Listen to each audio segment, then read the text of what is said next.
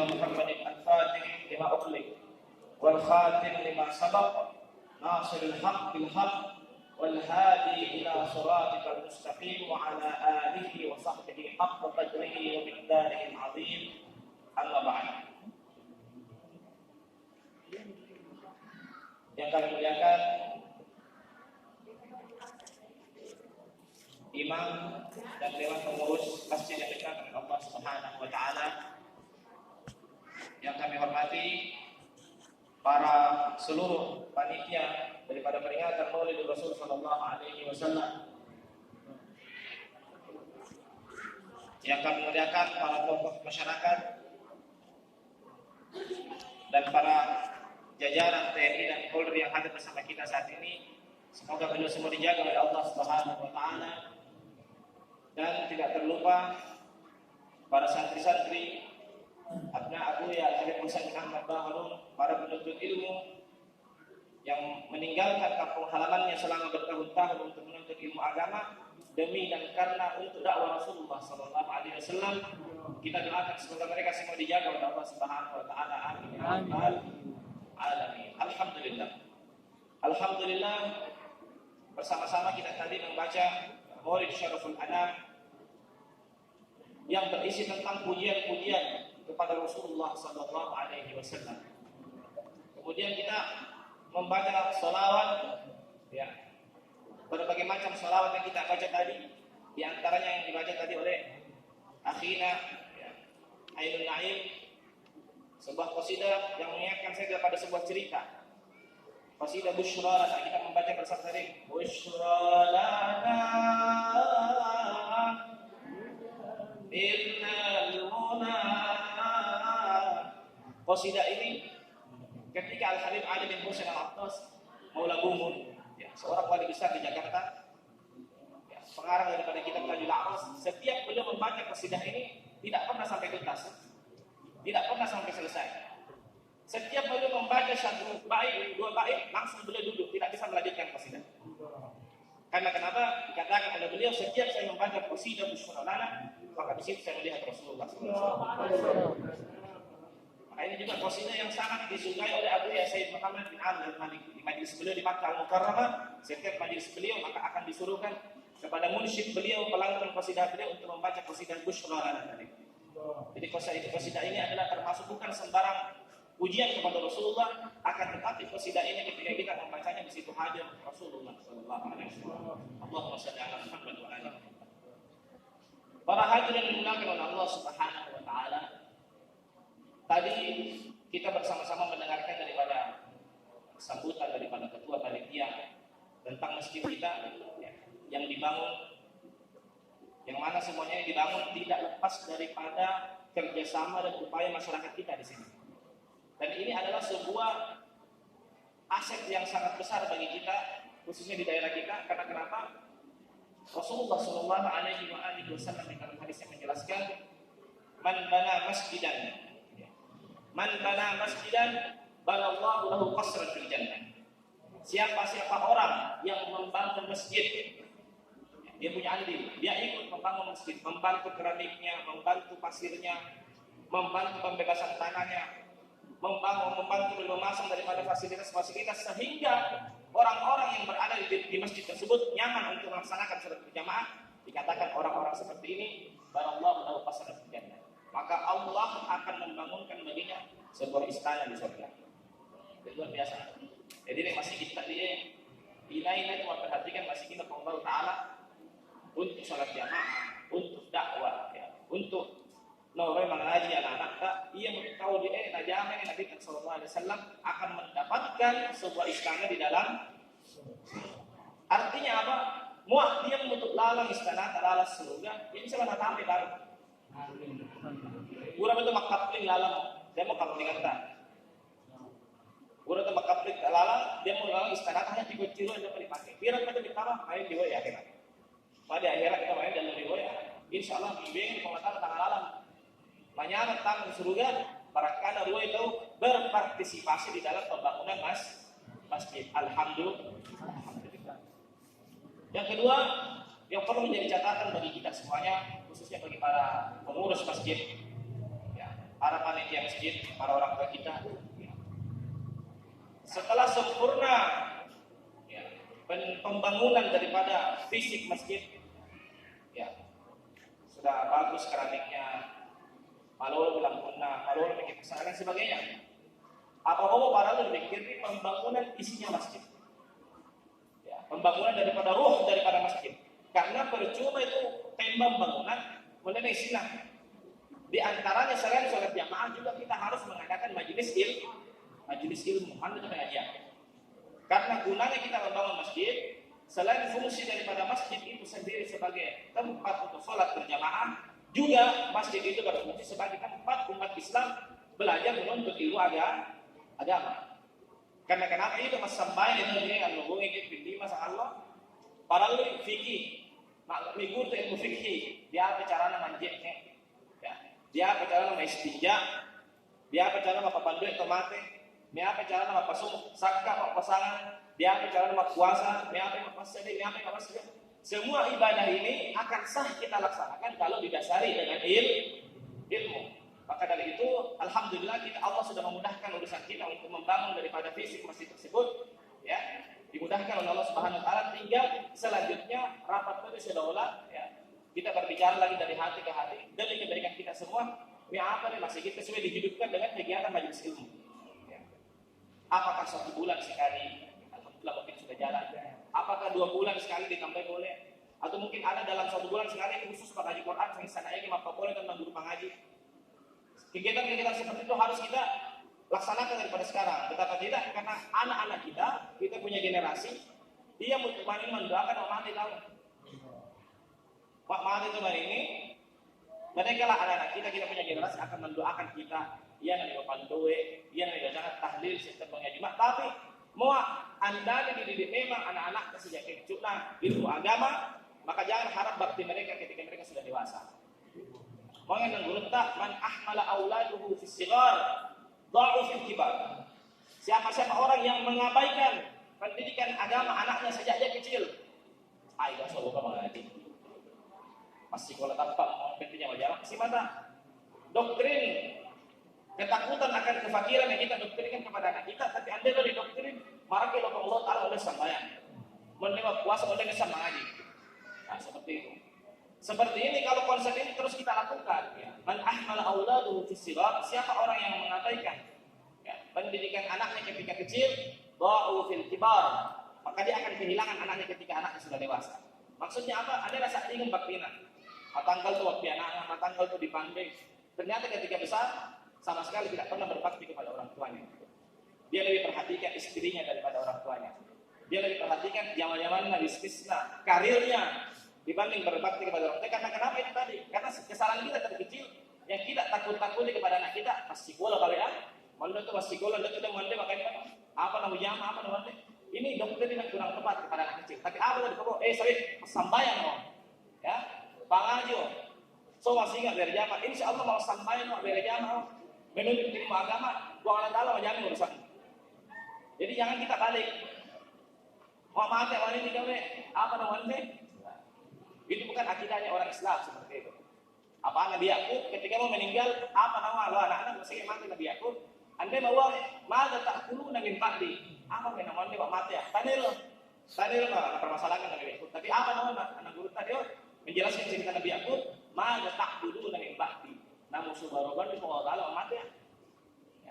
Karena urusan rezeki sudah ditanggung oleh Allah Subhanahu Wa Taala. Setiap makhluk mau dipianang gitu di ini dia mencatatkan ke Allah Taala.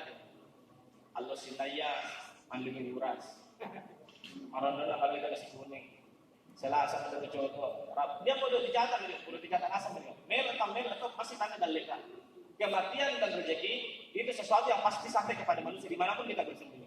Tapi urusan keselamatan di akhirat, di sini harus usaha kita di dalam mendidik generasi. Alhamdulillah, perayaan Maulid Rasul SAW seperti ini adalah sebagai simbol bahwasanya masih adanya, masih tingginya perhatian masyarakat kita khususnya di sini di dalam mengajarkan kepada anak-anak tentang bagaimana mencintai Rasulullah SAW. Itu modal. Karena kalau kita sudah cinta kepada Rasulullah, ada mahabbah kepada Nabi, maka tentu akan kita pikirkan selanjutnya adalah bagaimana dakwanya Rasulullah.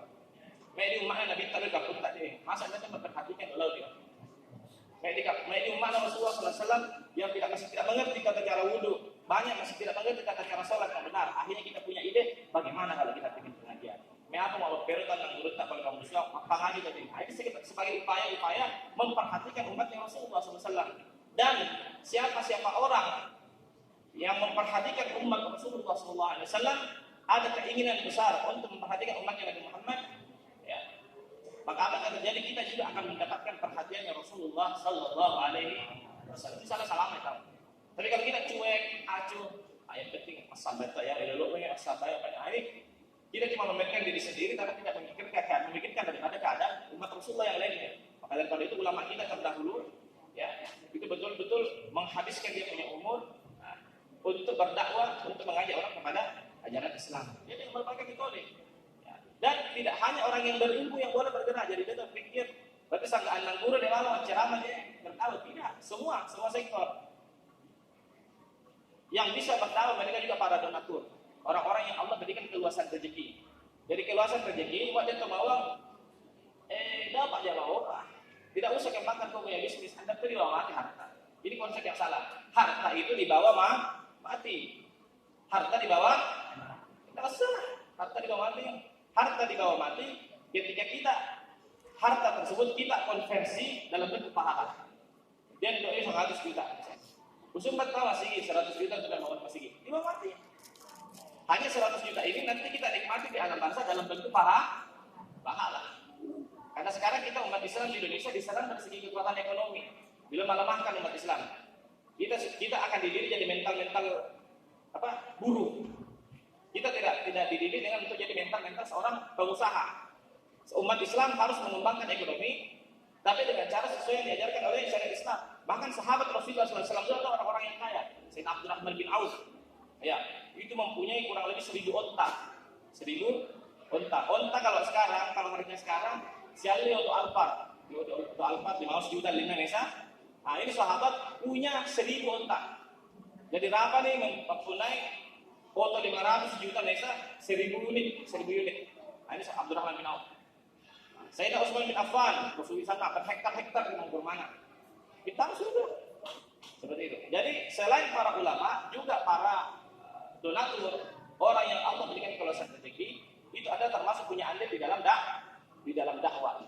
Mereka orang yang menyumbangkan tanahnya, ya, untuk pesantren atau untuk masjid atau untuk TPQ, ya, membiayai daripada dakwah seperti ini. Ada lampu, ada bigde, lampu yang tanggung dia. Karena kipas angin bisa lewat itu semua nanti akan kita nikmati hasilnya. Adapun uang kita yang masih ada di rekening, di rokat itu nanti tidak akan kita nikmati. Ada tahu ada ahli waris yang ambil, kita tidak dapat lagi. Jadi mumpung Allah Subhanahu Wa Taala masih beri kita keluasan rezeki, mari perhatikan dakwanya Rasulullah Sallallahu Alaihi Wasallam. Hal itu malah dia sadar. Suatu ketika Rasulullah Sallallahu Alaihi Wasallam ruwai sholat bainina Sayyidatina Aisyah. Ya, dia Nabi kita aja beki, dia bekinya Nabi kita Sallallahu Alaihi Wasallam. Belum nanti beki Nabi kita. Ya, belum nanti beki. Akhirnya Nabi kita udah beki dia. Setelah kambing ini sudah disembelih oleh baginda Nabi Muhammad SAW, tanpa boleh sahabat berarti sebelah, ya Rasulullah, mira ulunna. Nah, boleh sahabat mira ulunna, tapi belum. Boleh sahabat, ya Rasulullah, mira haditna. Ya Rasulullah, mira letek kanan. Capu, tapi sahabat tidak tersisa kecuali kaki kiri. Nah, makanya dikatakan para ulama mengatakan dia Nabi tadi nomor satu kaki kiri kambing yang bagian belakang. Kiri belakang dia. Biasa dia taruh di mana bagian belakang. Kiri belakang itu yang disukai oleh Rasulullah SAW. Jadi kambing 1 ekor punya Rasulullah, sahabat diminta tidak tersisa kecuali kaki kiri. Apa kaki kiri belakang? Akhirnya Rasulullah bertanya kepada Sayyidah Aisyah, wahai Aisyah, kira-kira dari kambing ini bagian kita yang mana? Tinggal kita bagian ini. Iya, tinggal ini Rasulullah tinggal kaki kiri. Nala nasa miliknya ada tahu juga. Nala ulunna, nala letik, nala hati, nala nasa. Akhirnya mau kita tanya. Justru bagian kita itu yang diambil sama orang tadi. Wah, kaki kiri tadi wanita kalau ada najanti mak kurang isu. Tapi kira-kira nala tahu akan berubah menjadi pahala ini mak itu. Nah, seperti itu. Artinya apa? Harta kita yang sebenarnya adalah bukan yang ada di kantong kita, bukan apa yang ada dalam rekening kita, tapi apa yang kita sudah berikan untuk perjuangan agama Rasulullah SAW. sallallahu alaihi wasallam untuk papasan leluhur sahabat. Ayo sebenarnya. Kalau Nabi susah itu namanya dia harta dikubur dia bisa cerita. Dia tuh kasih.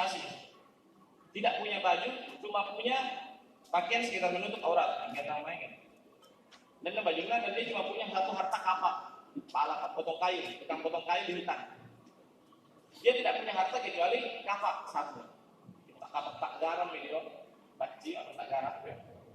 Akhirnya dia pengumuman raja. Raja doang, raja sementara sakit. Apa nama raja? Siapa orang yang mau menemani saya di kuburan 7 hari 7 malam mati hari ini, ya. Nanti dibuatkan ruangan di situ untuk menemani jenazahnya raja. Akan diberikan setengah daripada harta daripada raja. Akhirnya dia lagi nak tolong kasih hasil apa pikir lah. 2 tahun itu pasti nggak tentu melok. Akhirnya dia daftar, ya saya daftar. Mau mati banyak raja, nanti saya siap dikubur bersama raja, siapkan tempat di dalam kubur. Malam kami nawar aja. Hanya tidak lama kemudian raja meninggal. Akhirnya ketika raja dimakamkan, ya gini nanti tukang kayu itu sengaja hartanya dia apa namanya kapaknya dia. Milam tadi kalau solar aja bilang gitu. Malam pertama, nah ini boleh malaikat. Itu lalu dia kira itu kasih hasil dia. Bilang kapakmu dia, kamu punya kapak? Ya. Waktu dibeli kapak pakai uang halal apa tidak? Mana betul dia mainnya? Tidak pasal pada jawab mana malaikat. Malam kedua boleh malaikat. Itik kapakmu setelah malu dengan uang halal, pakai itu agama apa tidak? Walhasil dia dicecar pertanyaan berhari-hari cuma karena satu kapak. Akhirnya hari keempat visum mendut naik malah coba enak. Belanda ya hari nak terima harta raja. 3 berapa hari? Belanjakan setengah harta raja nak terima dia saja kapak Indonesia kapak tak gareng asara-asara dikubur. Itu boleh nama lido halal mandi mau pakai tapana kurang mau pakai mandi untuk membantu agama Allah Taala. Jadi dia masih ikhlas bantu apa dia terus nyata. Pertanyaan karena satu kapak. Bagaimana dengan 2 kapak? Bagaimana dengan harta? Bagaimana dengan bid'ah dan sahabat yang kafir? Maka itu adalah membatalkan. Bahkan sahabat Rasulullah SAW menurut Nabi SAW sahabat baik 1 gelas air yang segar, lalu saya bakar. Tak apa Nabi tak. Baik Abu Bakar bisa mandi itu dia nak wae menunduk 1 gelas air segar ya. Nabi tulang bahwa Allah di akhirat. Engkau akan pertanggungjawabkan di akhirat. Dan luar biasa. Jadi mumpung masih kita jadi kita gunakan kita harta berinvestasi kegiatan agama Islam lambat mereka anak guru mereka guru mengaji kita punya generasi sehingga kita punya generasi selamat nanti di dunia wa fil akhirat. Hal itu melalui nasanah terkait dengan perayaan Maulid Rasul sallallahu alaihi wasallam. Kita mengaji sedikit tentang bab Maulid Rasul sallallahu alaihi wasallam yang menyikapi tadi tentang penjelasan adanya orang-orang yang menuduh bahwasanya perayaan Maulid itu identik dengan bid'ah. Identik dengan bid'ah. Apa sama bid'ah itu? Secara gampangnya bid'ah itu adalah perkara yang tidak ada di zaman Nabi. Ya. Bid'ah itu sesuatu yang baru, al-mukhtara'at. Ya. Jadi sesuatu yang baru tidak ada di zaman Nabi. Pertanyaannya, apakah ada Maulid di zaman Nabi? Dan apakah betul kalau tidak ada Maulid di zaman Nabi itu hukumnya haram? Nah, ini yang perlu kita bahas ini. Pertama, Maulid Nabi SAW masa yang kita adakan ini adalah peringatan, bukan ibadah. Sekali lagi peringatan. Jadi Maulid Nabi itu bukan ibadah. Kalau kita mengatakan Maulid Nabi itu ibadah, harus ada dalilnya dalam Quran dan hadis. Karena sholat tarawih ibadah dan dalilnya. Ya. Berpuasa pada Ramadan ibadah ada dalilnya. Jadi Maulid Rasul Sallallahu Alaihi Wasallam kalau ada yang bertanya, kenapa melaksanakan itu tidak ada di zaman Nabi? Itu bukan ibadah. Peringatan Maulid Nabi ini adalah sebuah peringatan, bukan ibadah. Ya, itu harus kita garis bawahi dulu. Pak, mau ibadah yang Maulid itu paham dia, pasti tadi bilang dalilnya. Jelas ya? Nah, itu secara umum. Namun kalau kita kaji secara eksplisit, secara rinci, isi daripada kandungan Maulid itu sendiri ada dalilnya. Ini harus sendiri. Yang pertama adalah Maulid itu dia apa sih isi acara? Pertama, pembacaan sejarah Rasulullah SAW. Ya, membaca bahasa Injil, membaca Maulid kita Syaraful Anam. Itu isinya jadi tentang kehidupan Rasulullah SAW. Kira-kira kita belajar sejarah Nabi, bagus apa tidak? Bagus. Ini Nabi Pusara. Ya. belajar tokoh sejarah ya, tokoh apa itu mesti kolangan dia, Aristoteles ya, Albert Einstein, ya Napoleon Bonaparte dan lain sebagainya. Tokoh-tokoh itu pelajari dan memang salah. Tak pernah kita dibaca sejarahnya memang salah. Nah, jelas di sini ya. Jadi membaca sejarah Rasulullah SAW itu dianjurkan, ini termasuk menuntut ilmu. Penting. Nah, satu. Kedua, membaca salawat Rasulullah SAW. Lagi ada ya, baca salawat. Salawat kepada Rasulullah diperintahkan dalam Al-Quran. Inna Allah wa malaikatahu yusholluna ala nabi. Ya ayyuhalladzina amanu sallu alaihi wa sallimu taslima. Ada dalilnya. Belum lagi hadis-hadis ada tentang salawat. Ada dua nih. Membaca sejarah Nabi dan bersalawat kepada Rasulullah SAW. Kemudian yang ketiga, mau biasa pemenuhan maulid dia penceramah. Sering ceramah itu dia. Mau idatul hasanah. Dia penceramah masuk kategori bab penuntut ilmu, mengaji tahu. Ya, dijelaskan tentang sejarah Rasulullah, keutamaan salawat, keutamaan ini, keutamaan itu. Menuntut ilmu itu hukumnya wajib. Ya. Talabul ilmi fardhatun 'ala kulli muslimin. Menuntut ilmu itu hukumnya wajib. Dan tak ada pilihan. Banyak hadis-hadis tentang menunjukkan keutamaan menuntut ilmu. Jadi itu isi maulid tadi itu, membaca sejarah Nabi, belajar, salawat kepada Rasulullah SAW, mau'idatul hasanah, dia penceramah, di guru telah menurutkan, bukan perkara yang haram. Ya. Belajar, mendengarkan ceramah itu termasuk bab daripada menuntut ilmu. Yang keempat adalah salah satu isi daripada acara maulid adalah it'am ta'am, memberikan makan kepada luar salata. Mandi itu apura deh, mandul itu apura deh. Masing-masing orang masulaka ya. Dia bertanggung bisa tanpa dia bertanggung lokal, dia bertanggung diri, dia bertanggung taluk raya. Masulaka, macam dia masulaka. Apalagi kalau bersedekah biasa saja kepada luar salata, bimbing pengarah paham Allah Taala ni apa-apa dia dibanding luar salata karena kegembiraan dengan Rasulullah SAW. Itu lagi. Apalagi hadis Rasulullah SAW, mana kasamalun min sadaqatin baliasdat. Tidak akan berkurang harta karena sedekah, baliasdat bahkan bertambah, bahkan bertambah. Jadi beda kali-kali kita dengan Allah Taala. Mu'ita 10 kurang 2 8. Mu'ita. Tapi mau katakan dan 10 kurang 2 100. 10 kurang 2 200. Seperti itu. Yuk, pasti ada sulaknya dia. Semakin kita banyak keluarkan sedekah, apalagi untuk kalian mau di masjid. Anda cari tanah tahu kasih hasil dari sulaknya. Dan yang belum pernah kita lihat. Tolong kalau ada sampaikan sama saya. Baik, bang tuh yang itu mamanya dia. Kenapa ya? Sama sulak tuh. Anda ada ceritanya. Yang ada tuh orang tidak pernah keluarkan zakat, hanya bangkul dia punya bisnis, hancur dia punya bisnis. Karena dia tidak pernah keluarkan zakat hartanya. Karena itu zakat harta dia. Masang ulama apa yang buah apel dia uli lalang. Dia di luar kelihatannya buah bagus, tapi di dalamnya ada ulat yang memakan. Dia paroba memang ini.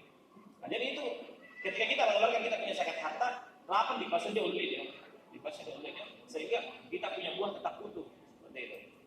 Bahkan dulu ada cerita di Surabaya, seorang Habib, dia Sayyid Nisa, pengusaha. Ini Habib kalau misalnya maksanya Al-Jufri. Agil Al-Jufri kalau tidak salah. Habib Agil Al-Jufri ini seorang importir. Apa sang importir? Mendatangkan barang dari luar negeri. Jadi dia mendatangkan barang-barang dari Yaman dijual di Indonesia. Nah, pada waktu itu Habib Agil ini sudah memesan barang di Yaman sekian kargo untuk dikirim ke Surabaya. Ternyata ada laporan sampai ke Habib Agil. Habib, dia kabar dia kapal dia maruran di barang-barangmu kalau Yaman malam musuh tengah sasi. Ya. Malam musuh di tengah sasi. Oh yang lagi tidak makanya. Betul bahkan kita sudah dapat list daftar barang-barang yang ada di kapal itu termasuk barang antum.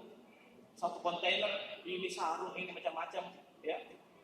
Minna selalu daftar dia termasuk barang-barang yang tenggelam barangnya Habib Agil Al-Jufri. Apa namanya? Agil tidak makanya. Nama apa? Boleh Nabi sallallahu alaihi wasallam ma halaka malun fil barri wala fil bahri illa bihabsi zakati. Tidak akan hancur, tidak akan binasa harta seseorang baik di darat maupun di lautan kecuali karena sebab ditahan zakatnya. Tidak akan hancur, bayanglah kita tidak akan hancur harta baik itu di daratan maupun di lautan dengan api, dengan banjir. Kecuali karena sebab zakatnya lebih besar. Sedangkan saya bayar akhir si mata upah suni zakat akan lupa latih. Tidak mungkin saya punya harta. Akhirnya betul, Anda masai boleh laporan. Ternyata betul, ternyata barangnya hari pagi al-jufri. Anda pasti jangan untuk kapal di waktu di mana. Anda pasti jago minta apa daftar. Apa pandu kapal di barang yang balik mereka pagi naik ke kapal malam masuk kapal dia. Jadi barangnya hari pagi masih ada di Yaman belum berangkat. Apa salah kalau tahu? Ini makanya santai. Karena tadi pegangan beliau, mau Nabi Sallallahu mahal kamalun fil barri wala fil bahri illa bihabsi hayati. Tidak akan celaka, tidak akan binasa harta di darat dan di lautan kecuali dengan ditahan zakat. Maka dalam redaksi hadis yang lain Rasulullah SAW mengatakan hassilu amwalakum bis zakat. Bentengilah harta-harta kalian dengan zakat. Jadi pasinlah harta dia, ya. Supaya dia hancur bisnis kita, usaha kita, perhatikan zakatnya. Nah Rasulullah SAW mengatakan hassinu amwalakum bis zakat. Bentengilah harta-harta kalian dengan zakat. Maka dari itu hendaklah kita memperhatikan daripada zakat harta, khususnya zakat harta kita, supaya pancing terus Allah Taala kita punya usaha dan dijaga oleh Allah, dan ketika usaha kita bangkit banyak yang bisa kita perbuat. Ya, malah cuma pakai masigi, malah cuma sempat atau masigi, malah banyak sekali kita lakukan sehingga kita termasuk golongan-golongan yang berdakwah baik dengan ilmunya maupun dengan hartanya. Hal yang terakhir yang sangat sebagai kesimpulan yang terakhir, ya, Rasulullah SAW bersabda, "Idza mata ibnu Adam inqata'a 'amaluhu illa min thalath." Ada yang kita tutup pertemuan ini dengan sebuah hadis Rasulullah. Maka Nabi SAW, "Idza mata ibnu Adam inqata'a 'amaluhu illa min thalath." Kalau manusia itu sudah meninggal, ya, anak cucu Adam kita dengan dia, anak Nabi Adam alaihissalam, para manusia, inqata'a 'amaluhu, Anda memang beramal, sudah terputus amal. Itu membalik Allah, membalik mirasah, ini malam. Penyesalan tinggal kita rasakan saja. Semoga kita selamat semua. Kecuali 3 perkara yang masih bisa dimanfaatkan oleh orang yang sudah meninggal. Apa dia? Pertama adalah sedekah jariah, sedekah jariah. Ya, sumbat itu masih apa itu pas sawam atau dan ditakta mungkin Allah bisa wakaf ke ini 1 meter ke kanan, 1 meter ke kiri deh. Malin Allah tahu. Menyamai lo wakafkan dia. Ayo nikmati lalu di akhirat. Sahabat landur sambayang landur antara anak sekolah kalau mak jalan dan landur kita ditakta diwakafkan misal meter gitu untuk jalan. Nah itu kita mendapatkan amal jadi atau bapak itu pesawat mungkin daerah kita di situ mungkin kurang air bersih begitu lepas ditakta dia marah saya dia kita wakafkan bapak itu pesawat saya wakafkan untuk saya atau untuk mau ini itu saja. Ini termasuk amal jadi atau membangun pesantren dan ditakta 3 hektar, 10 hektar daripada mata dan lainnya sisi Allah dia anak lo te wakafkan untuk pesantren urusan mesti gak 2 hektar 3 hektar ada dasar dia dibangun pesantren ini kan ditahu baik di pangaji itu ditakta dia Allah itu mengaji dia sembahyang mengaji di dakwah semua pahalanya mengalir kepada orang yang memberikan ini salah satu konsep sedekah jariah. Kemudian yang kedua adalah ilmu yuntafa'u bihi, ilmu yang bisa dimanfaatkan masa para ustaz, para pengajar, guru pengaji. Mereka yang di masa hidupnya sibuk berdakwah, mafadur itu secara menjekme, inna secara sambayang, inna secara mengaji, inna di alif, ba, ta, lambe instalna selalu mengaji dia, macu sambayang, macu jekme, macu akidana. Ada keinginan yang tadinya orang malas beribadah ketika mendengarkan ceramah dia menjadi semangat beribadah, semua pahala itu akan diambil orang para pengajar, memang guru tadi. Alhamdulillah. Kemudian yang ketiga adalah waladun saleh yang itulah adalah anak soleh yang senantiasa mendoakan orang tuanya. Nah, sehingga kita penting mendidik anak. Karena kenapa?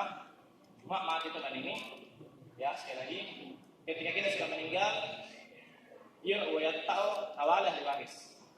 Nalana, galuh, nalayana, sapit, nalayana, nasa, semua akan dibagi. Anda mudah hak militer loh dia, kecuali anakmu. Semua anakmu kata ya anakmu. Ayah mau kadang-kadang kita diperhatikan kepentingan tadi. Padahal mak mati teman ini tanya kalau tak ada masalah. Tanya minta, tapi anak tak. Anak mak mati teman ini anak tak anak dia mana diwariskan anak tak. Mak otot tak sampai dah akan diwariskan kan mak mati tetap diwaris. Tadi mak minta. Kamu dia sangat aja. Dia mau isyarat. Mata tanggung kalau taris apakah dia wanita ya tapi anak dia mana diwaris. Tak ya anak dia mau para perlu diperhatikan dia. Sejak kecil, warisan kita yang akan tetap bersama kita, lalu kita telah kubur, terkubur dengan